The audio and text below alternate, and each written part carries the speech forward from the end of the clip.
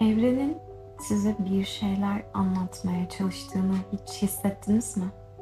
Rastgele bir şarkının, şans eseri bir karşılaşmanın ya da geçici bir düşüncenin daha derin anlamlar taşıdığı o anlar. Ya bunlar sadece tesadüf değil de daha yüksek bir güçten gelen ince ama güçlü mesajlarsa, bugün bu konuyu araştıracağız. İlahi olanın sıradanla olan kesiştiği alem. Tanrı'nın bizimle iletişim kurmasının gizemli ve derin yollarını keşfederek tarihte ve kültürler arasında bir yolculuk yapacağız.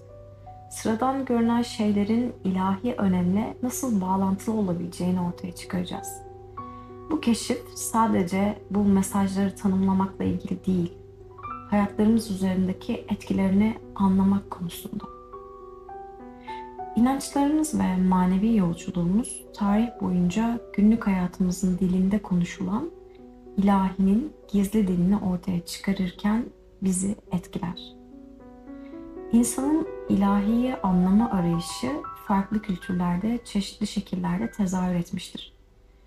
Eski uygarlıklarda ilahi iletişim genellikle tanrılarla doğrudan bir konuşma olarak kabul edilirdi. Örneğin Antik Yunan Delhi Tapınağı'ndaki yazılar, Delhi kâhinlerinin kehanetleri, İbrahimi geleneklerde imparatorlukların gidişatını şekillendiren, rehberlik ve öngörü sunan, Apollon'dan doğrudan mesajlar ilettiğine inanılan çeşitli kâhinler vardı. İlahi iletişim Yahudilikte, Hristiyanlıkta ve İslam'da derin bir önem taşır. Peygamberler yüzyıllardır toplumların ahlaki ve ahlaki çerçevesinde rehberlik eden, ilahi vahiyleri ileten Tanrı'nın elçileri olarak görülürler.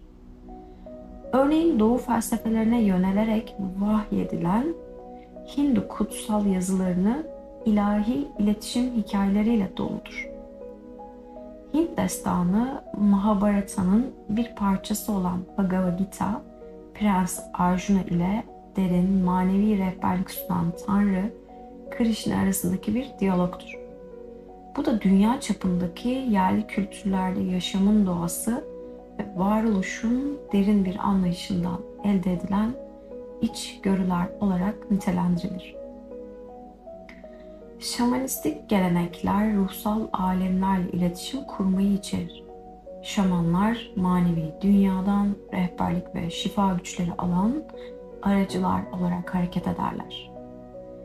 Psikolojik perspektiftense topluluklar Carl Gustav Jung'un kolektif bilinç dışı ve arketipleri araştırması, ruhumuzun doğası gereği bu ilahi iletişimi algılamak ve yorumlamak için programlanmış olduğunu öne sürer. Jung'un psikolojisinde rüyalarda ve vizyonlarda ortaya çıkan sembollerin, motiflerin, insan ruhunun derinliklerine gömülü arketipsel görüntüleri temsil edebileceğini öne sürer. Daha derin bir evrensel bilgelik kaynağından gelen bir iletişim biçimini yansıtan ilahi kavramlar, bunlar telepati, ön sezi, duru görü gibi fenomenleri geleneksel olmayan iletişimin formları olarak araştıran çalışmalardır. Bu çalışmalar parapsikoloji ve metafizik alanına kadar da uzanır. Örneğin şimdilerde Elon Musk'ın Neuralinki gibi. Modern çağ sinir bilimi beynin manevi ve dini olarak kabul edilen deneyimleri nasıl işlediğini keşfetmeye başlamıştır. Nöroteolojideki araştırmalar, nörolojik süreçlerin manevi deneyimleri ve ilahi iletişim algılarını nasıl desteklediğini anlamaya çalışır. İlahi mesajlar kavramı çeşitli biçimlerde ortaya çıkan, kültürel, dini ve tarihi sınırları aşan ve onları deneyimleyenler için derin önem taşıyan kavramlardır. Bu mesajların doğası dramatik vizyonlardan ince sezgilere kadar büyük ölçüde değişebilir. İlahi olanın kendisini ortaya çıkarttığı, yoğun, neredeyse somut deneyimler olarak tanımlanabilirler. Vizyonlar, ilahi olanın derin gerçekleri veya örneğin gelecekteki olayları iletmesi için doğrudan ve güçlü bir yol olarak kabul edilir. Hinduizm'de rüyalar genellikle tanrılardan gelen mesajlar veya kişinin içsel durumunun sembolik temsilleri olarak kabul edilir. Bu deneyimler genellikle son derece kişisel ve dönüştürücü olarak tanımlanır. Sıklıkla gözden kaçırılan ince duygular veya sezgiler aynı zamanda ilahi iletişim biçimleri olarak da düşünülebilir. Bunlar ani bir huzur duygusu, açıklanamaz bir sevgi hissi veya kişiyi belli kararlar almaya yönlendiren içgüdüsel bir his olarak ortaya çıkabilir. Ayırt etmek ve anlamak için derin bir kişisel farkındalık ve derin bir düşünme gerektiren bir süreçtir. Bu mesajları anlamanın anahtarı, ilahi tarihi ve kültürel bağlamlarda kullanılan sembolik dilleri tanımak, onları deşifre etmekten geçer. Bu ilahi iletişimleri nasıl yorumladığımızda önemli bir rol oynar. Örneğin bir kültürde veya dinde saygı duyulan semboller diğerinde farklı anlamlar taşıyabilir. Eski Mısırlılar, Mayalar ve çeşitli yerli kültürler bunu anlamış ve doğa olaylarını, hayvan davranışlarını ve rüyalarını ilahiden gelen kutsal mesajlar olarak yorumlamışlardır.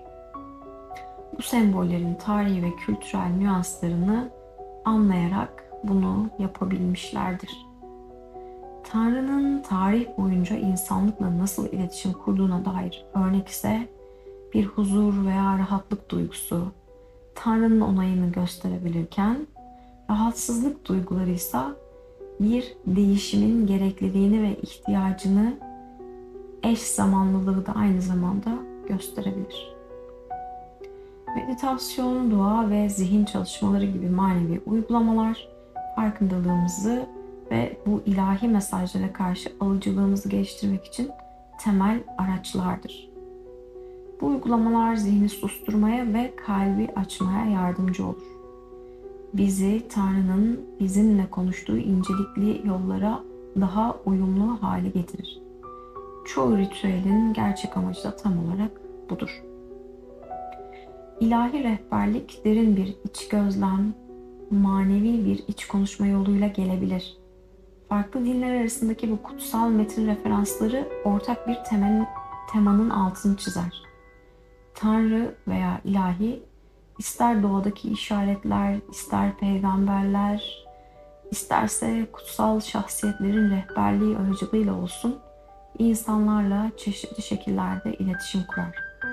Bu iletişimler sıklıkla inanç ve inancın rolünü keşfetmede, insanları uyarmaya ve bilgelik sağlamaya hizmet eder. Gerçek ilahi mesajlarınsa barış getirdiğini, huzur getirdiğini ve evrensel yasalarla uyum sağladığını hatırlamak da önemlidir. Evrenin fısıltılarının çoğu zaman ruhumuzun sessizliğinde konuştuğunu ve bizi en gerçek benliğimize, yani sonsuz olasılıklara doğru yönlendirdiğinin bilincinde olarak bu yolu yürüyebiliriz. Unutulmamalıdır ki evrensel güç her zaman bizimledir ve bu dünyada kimse yalnız bırakılmamıştır. Evet, sizler de bana destek olmayı lütfen unutmayın. Sevgiyle kalın. Ben Teknoline.